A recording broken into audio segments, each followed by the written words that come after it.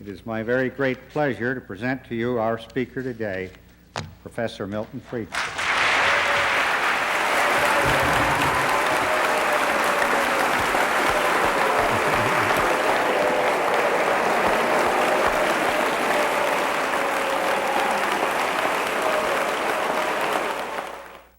What I want to talk about is really an issue which is very much related to the whole problem of human freedom. It has to do with the question of whether capitalism is humane and what you mean by that. I am sure many of you have heard the old story about the two Poles who met one another, and one Pole said to the other, "Tell me, do you know the difference between capitalism and socialism?"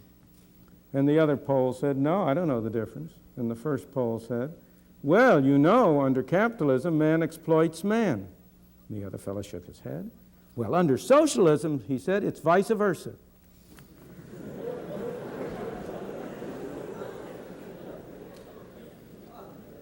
Well, now that, as a matter of fact, in the present intellectual atmosphere of the world, is a relatively favorable evaluation of capitalism. The interesting thing to me about this is that the arguments, the issues in this debate which has been going on for so long about the form of government have changed. The argument used to be about strictly the form of economic organization. Should we have government control of production and distribution, or should we have a market control? And the argument used to be made in terms of the supposedly greater efficiency of centralized government and of centralized control. Nobody makes that argument anymore. There is hardly a person in the world who will claim that nationalized industries or socialism as a method of economic organization is an efficient way to organize things. The examples of Great Britain, the examples of Russia, the examples of some of the other states around the world that have adopted these measures, plus the domestic-grown examples of the post office and its fellows, have put an end to that kind of talk.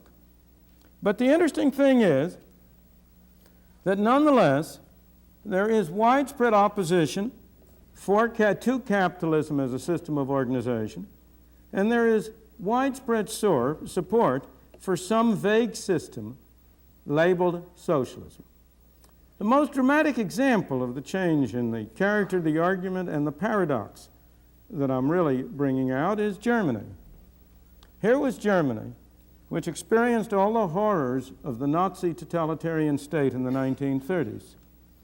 Here is Germany, which after the war, under the Erhard policy of Sozialmarktwirtschaft, social market economy, had an economic miracle with an enormous rise in total income, enormous rise in the well-being of the German people, of the ordinary people.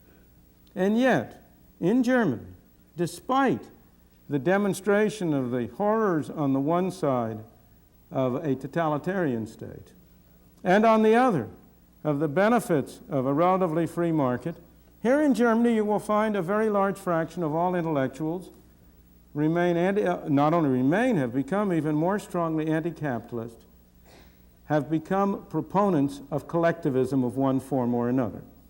Only a small number have gone into the more extreme versions that you've been reading about in the paper of the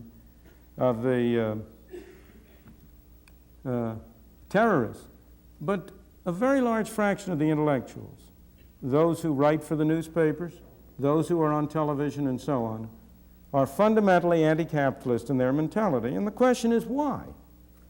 What is it that has produced this shift?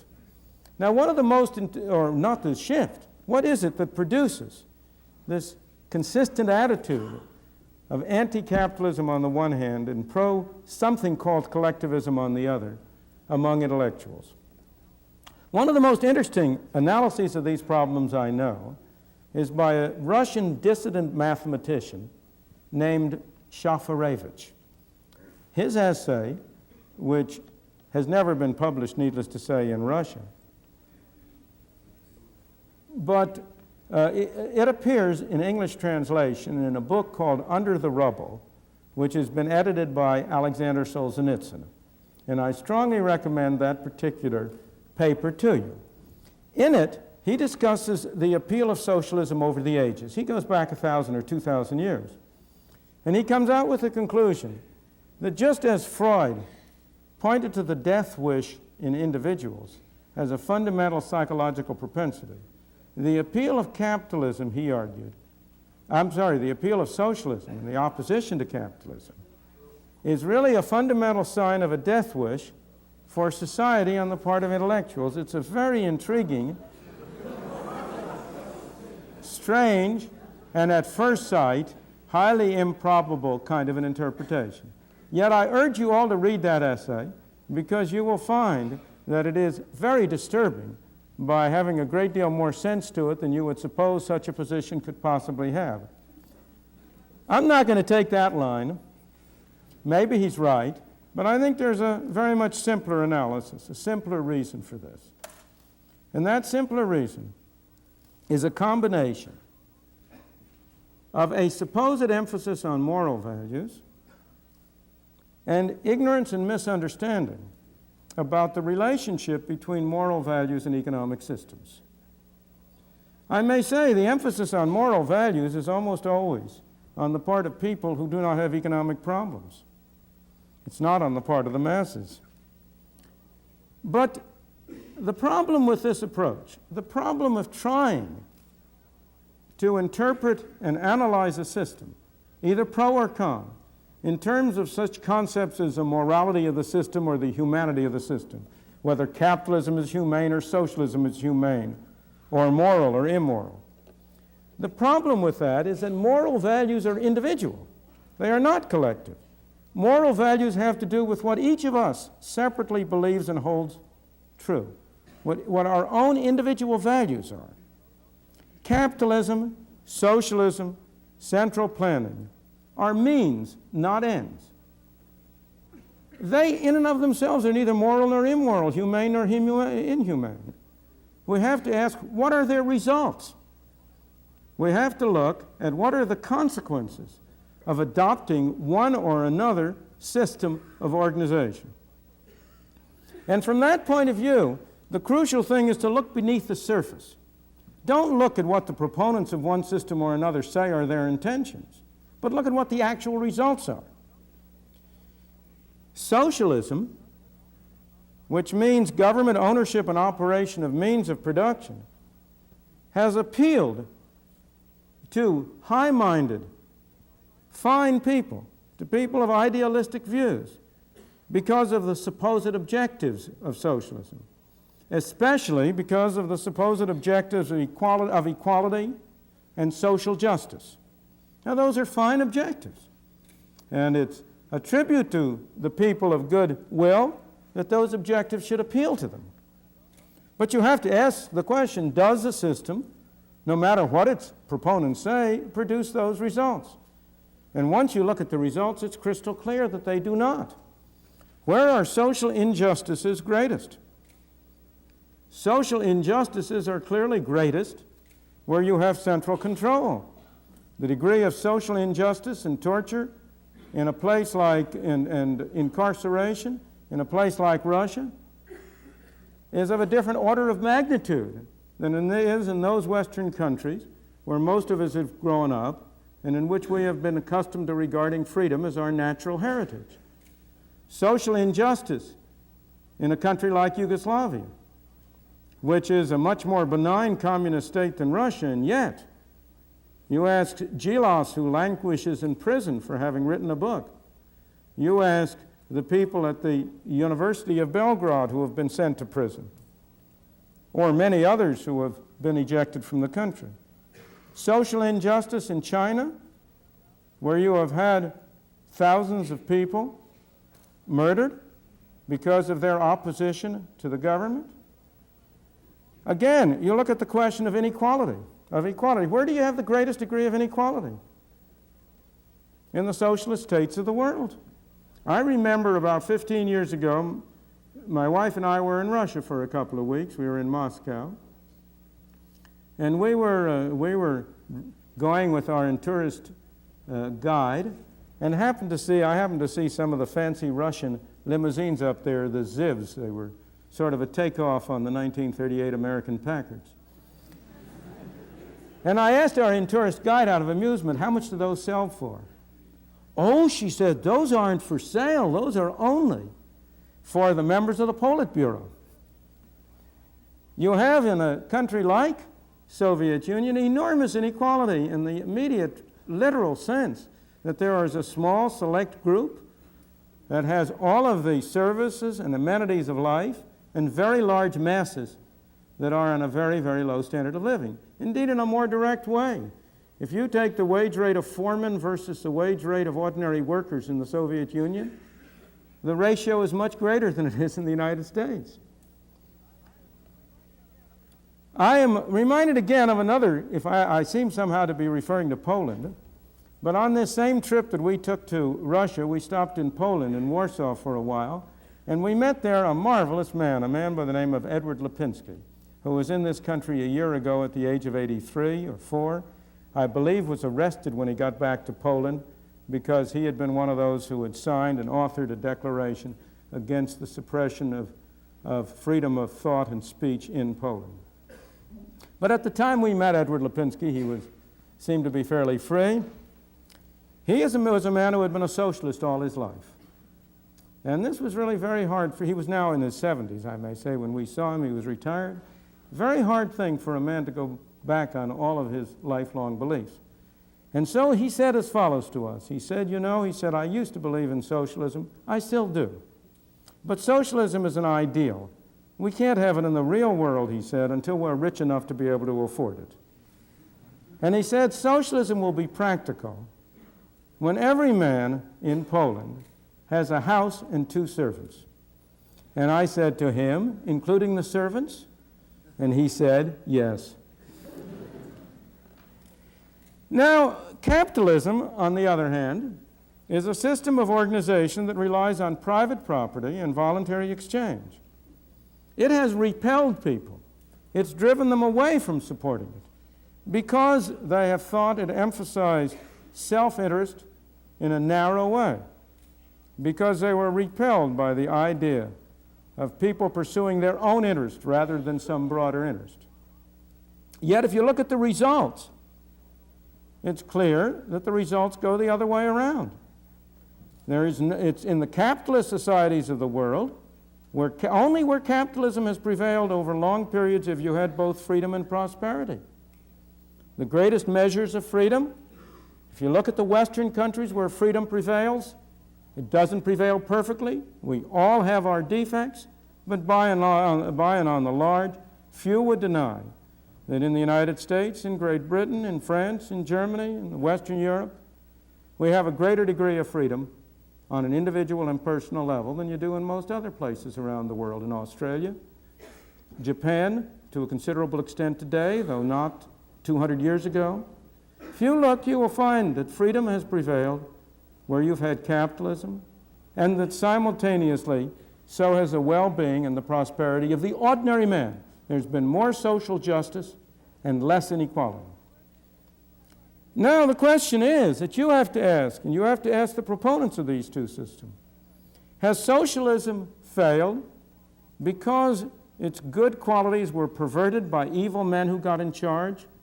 Was it simply because Stalin took over from Lenin that communism went the way it did? Has capitalism succeeded despite the immoral values that pervade it? I think the answer to both questions is in the negative. The results have arisen because each system has been true to its own values. Or rather, a system doesn't have values, I don't mean that, has been true to the values it encourages, supports, and develops in the people who live under that system. What we're concerned with in discussing moral values here are those that have to do with the relations between people. It's important to distinguish between two sets of moral considerations. The morality that is relevant to each of us in our private life, how we each individually conduct ourselves, behave. And then what's relevant to systems of government and organization are the relations between people. And in judging relations between people, I do not believe that the fundamental value is to do good to others whether they want you to or not. The fundamental value is not to do good to others as you see their good. It's not to force them to do good. As I see it, the fundamental value in relations among people is to respect the dignity and the individuality of fellow men. To treat your fellow man not as an object to be manipulated for your purpose, but to treat him as a person with his own values and his own rights, a person to be persuaded, not coerced, not forced, not bulldozed, not brainwashed. That seems to me to be a fundamental value in social relations. In all systems, whether you call them socialism, capitalism, or anything else, people act from self-interest. The citizens of Russia act from self-interest in the same way as the citizens of the United States do. The difference between the two countries is in what determines self-interest. The man in the United States who is serving as a foreman in a factory, his self-interest leads him to worry about not getting fired. The man in Russia who is acting as foreman in a factory, his self-interest leads him to worry about not being fired at.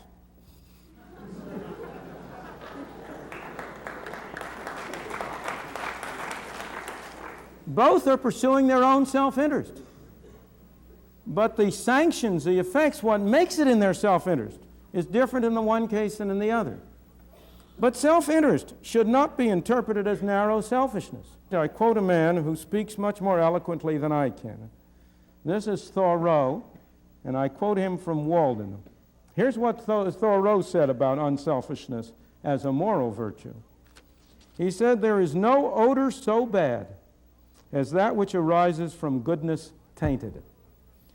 If I knew for a certainty that a man was coming to my house with the conscious design of doing me good, I should run for my life."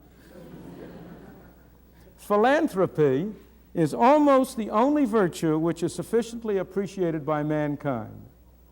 Nay, it is greatly overrated, and it is our selfishness which overrates it. If anything ail a man so that he does not perform his functions, if he have a pain in his bowels even, for that is the seat of sympathy, he forthwith sets about reforming the world.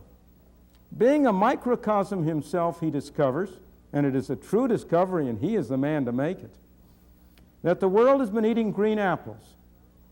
To his eyes, in fact, the globe itself is a great green apple, which there is danger awful to think of that the children of men will nibble before it is ripe. And straightway his drastic philanthropy seeks out the Eskimo and the Patagonian and embraces the populous Indian and Chinese villages. That's Thoreau on unselfishness as a moral value. More important and more fundamentally, whenever we depart from voluntary cooperation and try to do good by using force, the bad moral value of force triumphs over good intentions. And you realize this is highly relevant to what I am saying, because the essential notion of a capitalist society, which I'll come back to, is voluntary cooperation, voluntary exchange.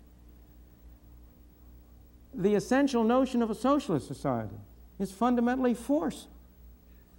If the government is the master, if society is to be run from the center, what are you doing? You ultimately have to order people what to do. What is your ultimate sanction?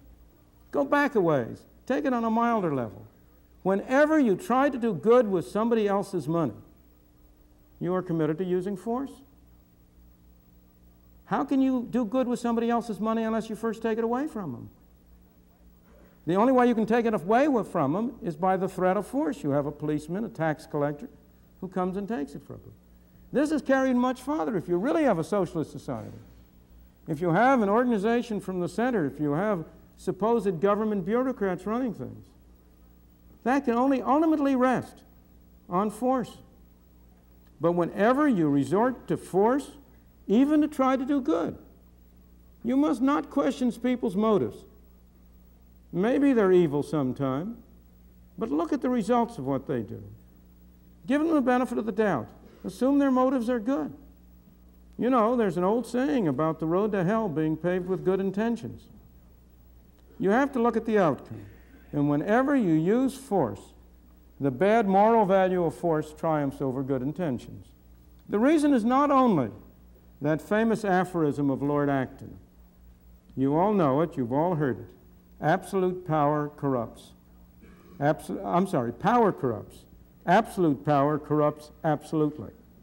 That's the whole aphorism. That's one reason why trying to do good with methods that involve force lead to bad results. Because the people who set out with good intentions are themselves corrupted. And I may add, if they're not corrupted, they're replaced by people with bad intentions who are more efficient at getting control of the use of force. But also, the fundamental reason is more profound. The most harm of all is done when power is in the hands of people who are absolutely persuaded of the purity of their instincts, and of the purity of their intentions. Thoreau says that philanthropy is a much overrated virtue. Sincerity is also a much overrated virtue. Heaven preserve us from the sincere reformer who knows what's good for you and by heaven is going to make you do it whether you like it or not. That's when you get the greatest harm done. I have no reason to doubt that Lenin was a man whose intentions were good. Maybe they weren't. But he was completely persuaded that he was right, and he was willing to use any methods at all for the ultimate good. Again, it's interesting to contrast the experience of Hitler versus Mussolini. Mussolini was much less of a danger to human rights because he was a hypocrite. Because he didn't really believe what he was saying. He was just in there for the game. He started out as a socialist. He turned to a fascist. He was willing to be bribed by whoever would bribe him the most. As a result, there were at least some protections against his arbitrary rule. But Hitler was a sincere fanatic. He believed in what he was doing, and he did far greater harm. Or, if I may take you onto a minor key, in which you may not join me, I realize, Ralph Nader is a modern example of the same thing. I have no doubt that Ralph is sincere. I have no doubt that he means what he says. But that's why he's so dangerous a man, who is threatening our freedom.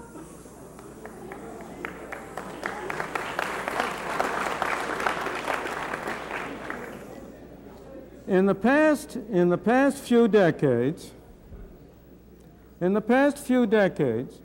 there has been a great decline in the moral climate. There are few people who doubt the decline in the moral climate. We see evidences of it here. The lack of civility in discussions among people. The resort to chants instead of arguments. These are all evidences on one level of a decline in moral climate.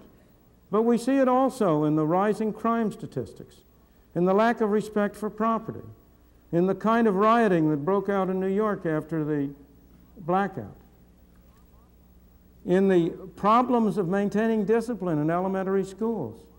Why? Why have we had such a decline in moral climate? I submit to you that a major factor has been because of a change in the philosophies which have been prominent in society from a belief in individual responsibility to a supposed belief in social responsibility, from a tendency to get away from the individual, from his responsibility for his own life and his own behavior. If he doesn't behave properly, that's his responsibility and he's to be charged with it, to a belief that, after all, it's society that is responsible. If you adopt the view that everything belongs to society, then it belongs to nobody. Why should I have any respect for property if it belongs to everybody? If you adopt the view that no man is responsible for his own behavior because somehow or other society is responsible, well then, why should he seek to make his behavior good? Now, of course, don't misunderstand me. On a scientific level, it's true that what we are is affected a great deal by the society in which we live and grow up. Of course. All of us are different than we would have been if we had grown up in a different society. So I'm not denying in the slightest the effect on all of us of the social institutions within which we operate, both on our values and on our opportunities. But I am only saying that a set of social institutions which stresses individual responsibility, which stresses the responsibility of the individual, given the kind of person he is, the kind of society in which he operates, to be responsible for himself, is a kind of a society which is likely to have a much higher and more responsible moral climate than the kind of a society in which you stress the lack of responsibility of the individual for what happens to him. Let me note the schizophrenia in the talk about social responsibility. There's always a tendency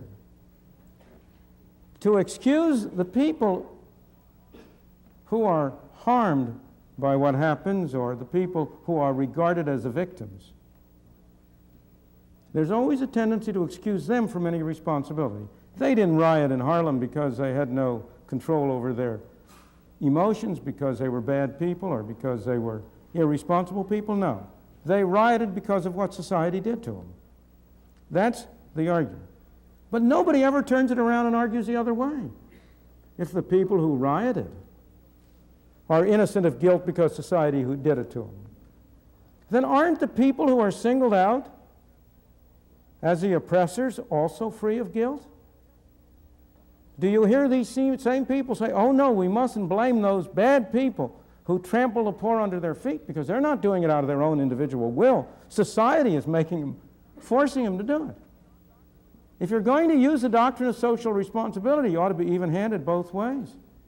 It excuses both the victim and the person who I can't say responsible because that would be inconsistent, the person who is alleged to be responsible for the victimization. And similarly, you must be even-handed on both sides. We must, all of us, be individually responsible for what we do to our fellow men, whether that be harm or good. There's an additional reason why you've had a decline in the moral climate. You'll pardon me for returning to my discipline of economics, but there's a fundamental economic law which has never been contradicted to the best of my knowledge. And that is, if you pay more for something, there will tend to be more of that something available. If the amount you're willing to pay for anything goes up, somehow or other, somebody will supply more of that thing. We have made immoral behavior far more profitable. We have, in the course of the changes in our society, been establishing greater and greater incentives on people to behave in ways that most of us regard as immoral. On each of us separately, we've all been doing it. One of the examples that has always appealed to me along these lines is the example of Great Britain. Not now, but in the 19th century and 18th century. You know, in the 18th century, Britain was regarded as a nation of smugglers, of law avoiders, of people who broke the law. In the 19th and early 20th century, Britain got the reputation for being the most law-abiding country in the world, an incorruptible civil service. Everybody knew about the fact that you couldn't bribe a civil servant in Britain the way you could one in, say, Italy or New York. How did that come about? How did a nation of smugglers with no respect for the law get converted into a nation of people obedient to the law? Very simply, by the laissez-faire policy adopted in the 19th century, which eliminated laws to break. If you had complete free trade, as you did after the abolition of the Corn Laws, there was no more smuggling. It was a meaningless term. You were free to bring anything into the country you wanted. You couldn't be a smuggler. It was impossible. If you didn't need a license to establish a business, you didn't need a license to open up a factory, what was there to bribe a civil servant for? The civil servants became incorruptible because there was nothing to bribe them for. Now, of course, these patterns, there's a cultural lag, as you have all learned in your anthropology courses. And these patterns, once they develop, last for a while. But what has been happening in Britain in the last 30 and 40 years is Britain has been moving away from essentially laissez-faire and toward a much more controlled and centralized economy. This reputation for law obedience is disappearing. You've had repeated scandals about ministers of the government, about members of parliament, about civil servants who have been bribed, about the rise in gang warfare and the rest. Why? Because you're establishing an incentive. You've got more laws to break now. It's much more fundamental. When the only laws are those laws which everybody regards as right and valid, they have great moral force. When you make laws that people separately do not regard as right and valid, they lose their moral force. Is there anybody in here who has a moral compunction to speeding? I'm not saying you may not have a prudential objection to speeding. You may be afraid you'll get caught. But does it seem to you immoral to speed? Maybe. If so, you're a small minority. I have never yet found anybody who regarded it as immoral, to violate the foreign exchange regulations of a foreign country. Here are people who would never dream for a moment of stealing a nickel from their neighbor, who have no hesitancy on manipulating their income tax returns so as to reduce their taxes by thousands. Why? Because the one set of laws have a moral value that people recognize independent of the government having passed these laws. The other set do not appeal to people's moral instincts. So I believe, well, let me give you some more examples from the United States. Prohibition of liquor, which was attempted, as you know, had disastrous effects on the climate of law, obedience, and morality. Something which had been legal, to buy and drink some alcoholic beverages, became illegal. And you converted law-abiding citizens into bootleggers. I heard over the 60 Minutes on program last Sunday night a great story on butt-legging. This has to do with the fact that the New York State tax on cigarettes is very much higher than the tax on cigarettes in the state of South Carolina.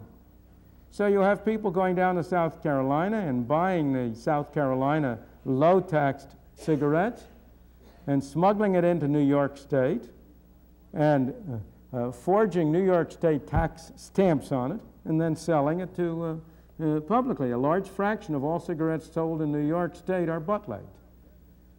Now, there you've provided an incentive for people to break the law, so they break the law. It's like prohibition in a different form.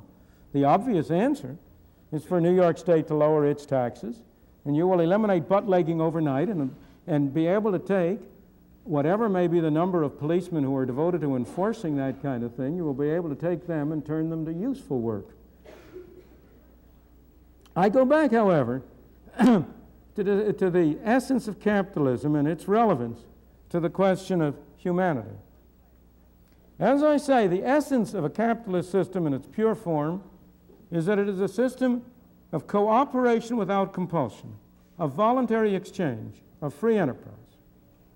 Now, I hasten to add, no actual system conforms to that notion. In the actual world, you're always dealing with approximations, with more or less. In the actual world, you always have impediments and interferences to voluntary exchange. But the essential character of a capitalist system is that it relies on voluntary exchange, on your agreeing with me that you will buy something from me if I will pay you a certain amount for it. The essential notion is that both parties to the exchange must benefit. This was a great vision of Adam Smith in his Wealth of Nations, that individuals, each separately pursuing their own self-interest, could promote the social interest, because you could get exchange between people on the basis of mutual benefit. Now, I want to emphasize to you here, for this purpose, that this notion extends far beyond economic matters narrowly conceived. That's really the main point I want to get across here, and I want to give you some very different kinds of examples. Consider the development of language. The English language. There was never any central government that dictated the English language, that set up some rules for it.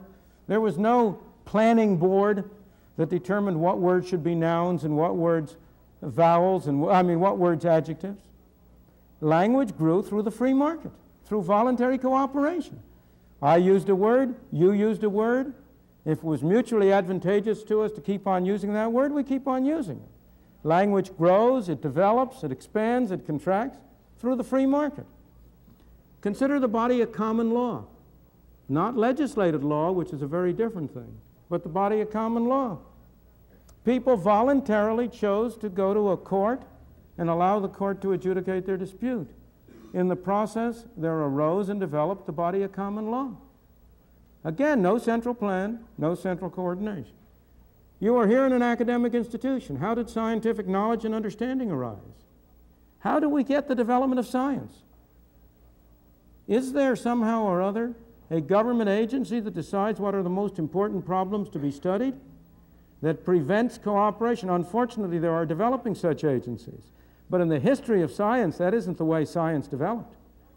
Science developed out of free market exchange. It developed on occasion with the patronage of an authority, but voluntary cooperation among the scientists. I read voluntarily the work that is done by economists in other lands. They read my work. They take the parts of it they like. They discard the parts they don't. In the process, you build a more and more complicated system through free voluntary exchange based on the principle of mutual benefit. Similarly to a free market in ideas. Again, that is a free market of exactly the same kind as the economic market and no different, and the two are very closely interrelated. Is it a violation of the free market in goods or the free market in ideas if a country, as Great Britain did immediately after the war, has exchange control, under which no citizen of Britain may buy a foreign book unless he got authorization from the Bank of England to acquire the foreign currency? Is that any restriction on human and economic freedom? Or is it a restriction on ideas, on the free market and ideas? I want to give you a final example which goes back to the fundamental question we've been raising, and that's voluntary charitable activity. I want you to ask you a question. Go back to the 19th century in the United States. It was a period when you had about the closest approximation to a capitalist society you can imagine, in which the federal government was spending roughly an amount equal to roughly 3% of the national income, almost entirely on the Army and Navy. State and local governments were spending about 6 or 7% of the national income, mostly on schooling. Very little of what has come to be regarded as welfare activities. Yet the 19th century was a period of the greatest burst of voluntary charitable activity that we have seen in this country or any other country at any other time. When was Cornell established? How? It was established by the voluntary benefaction of the man who gave you your name. Sometime, what was it, 1860 something. That period of the 19th century saw the emergence of a host of private colleges, universities throughout the country. My own University of Chicago was established in 1890 by voluntary eleemosynary activity. It was also the period which saw the growth and development of the nonprofit charitable hospital. It saw the establishment of foreign missions, of the Society for the Prevention of Cruelty to Animals, of the Boy Scouts, you name it. There is hardly a voluntary activity. The Carnegie Libraries, the free public libraries. Why was it that voluntary activity flourished? Because again, the free market, voluntary cooperation among people, cooperating to pursue their common interests is a far more effective and efficient way of producing charitable results than any other known to man.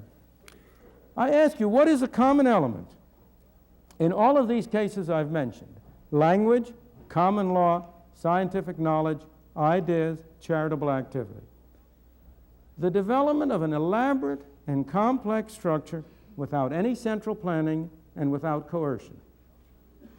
No central planning in language, in common law, in scientific knowledge, in ideas, in voluntary activity. And yet you develop complex mechanisms, complex structures, with order, with structures which after the event you can analyze in logical terms, without coercion. You have progress through harmony, rather than the attempt to impose progress through coercion. Capitalism is often reproached as being materialistic.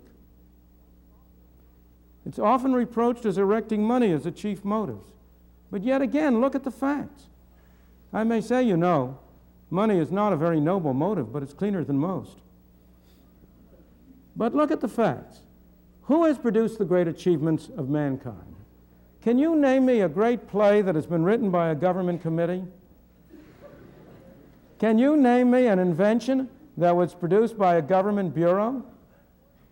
The great works that are the great achievements of mankind have all been the achievements of individuals, of a Shakespeare or a George Bernard Shaw. George Bernard Shaw is a beautiful example because, of course, as you know, he wrote the book, the famous book, The Intelligent Woman's Guide to Socialism. He regarded himself as a socialist. But his career and his performance is a striking demonstration of the virtues of the capitalist system he opposed. Again, in science, it's Einstein, Copernicus, Galileo, who are the great contributors of scientific ideas, not through government central organization, but mostly in spite of it. In Galileo's case, as you know, despite persecution by the centralized authorities of his time. Again, in the areas of charity, Florence Nightingale was not a government civil servant. She was a private individual, human being, who was seeking to achieve the objective she held dear. She was pursuing her self-interest. The plain fact is that in any society, whatever may be its form of organization, the people who are not interested in material values are a small minority. There are no societies in the world today that are more materialistic than the collectivist societies.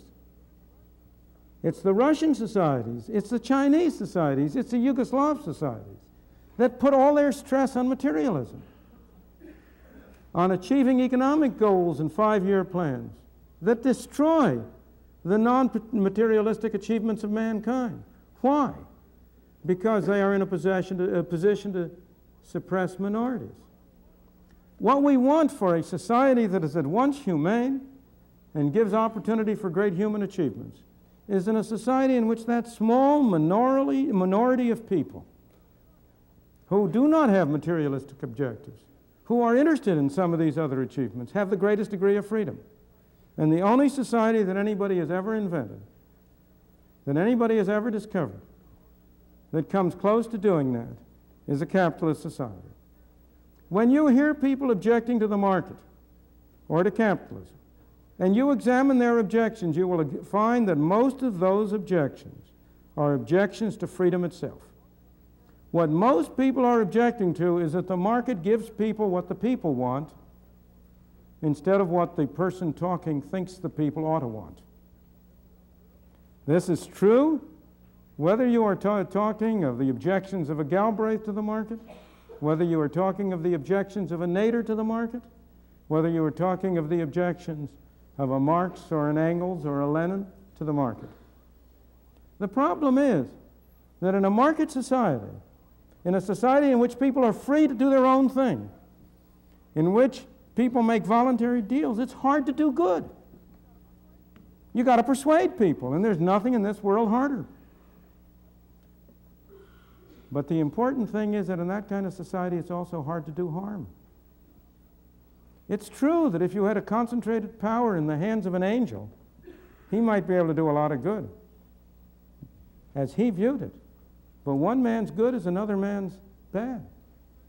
And the great virtue of a market capitalist society is that by preventing a concentration of power, it prevents people from doing the kind of harm which really concentrated power can do. So that I conclude that capitalism per se is not humane or inhumane. Socialism per se is not humane or inhumane. But capitalism tends to give free rein, much freer rein, to the more humane values of human beings. It tends to develop a climate which is more favorable to the development, on the one hand, of a higher moral atmosphere of responsibility, and on the other, to greater achievements in every realm of human understanding. Thank you.